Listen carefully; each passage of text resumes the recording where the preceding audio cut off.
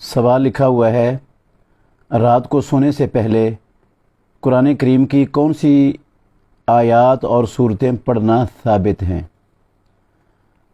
جو مکمل صورتیں رات کو پڑھنا ثابت ہیں سونے سے پہلے، وہ تو ہیں معوذتین اور قل هو اللہ احد، سورہ اخلاص۔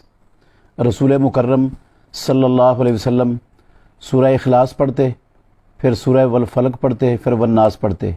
تینوں صورتوں کو پڑھ کر آپ ہاتھ دعا کی طرح اٹھاتے اور پھر ان میں پھونک مارتے ایسے، پھر اپنے چہرے پر، سر پر، بازوؤں پر، سامنے والے کمر والے ٹانگوں پر، جہاں تک ہاتھ پہنچتا اپنے جسم پر ہاتھ پھیرتے۔ ایسے بستر پر بیٹھ کر سونے سے پہلے 3 مرتبہ رسول مکرم صلی اللہ علیہ وسلم یہ عمل کرتے تھے۔ ایک تو یہ ثابت ہے۔ دوسرا، آیت الکرسی یہ پڑھنا ثابت ہے رسول اللہ صلی اللہ علیہ وسلم کی صحیح احادیث سے۔ آپ صلی اللہ علیہ وسلم نے فرمایا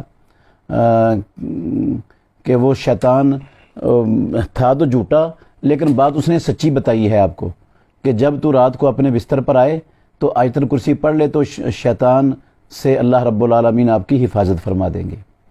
اور تیسرا ہے سورہ بقرہ کی آخری 2 آیات، یہ پڑھنا ثابت ہے۔ رسول اللہ صلی اللہ علیہ وسلم نے فرمایا من قرأہما فی لیلۃ کفتاہ، جو یہ 2 صورتیں کسی رات میں پڑھتا ہے، یہ دو آیتیں پڑھتا ہے، اللہ رب العالمین کی طرف سے یہ 2 آیتیں اس کو کفایت کر جاتی ہیں، کافی ہو جاتی ہیں۔ تو اس کے علاوہ جو حدیث ہے نا سنن اپنا سورہ ملک والی اور سورہ الف لام میم سجدہ والی سونے سے پہلے پڑھنے کے حوالے سے، وہ حدیث تو سندن ضعیف ہے، وہ ثابت نہیں ہے۔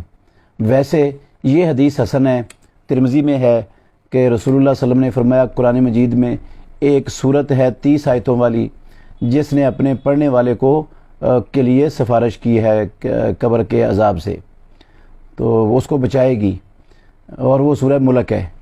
اس کے لیے اس میں رات کے پڑھنے کا ذکر نہیں ہے کہ وہ رات کو پڑھنی چاہیے، جب مرضی پڑھ لیں، آپ یاد کر لیں اس کو تو یہ فضیلت حاصل ہو جائے گی۔ باقی اس کے علاوہ میرے علم میں نہیں ہے ایک کوئی اور آیت یا صورت کسی صحیح حدیث سے رات کو پڑھنا اس کا ثابت ہو۔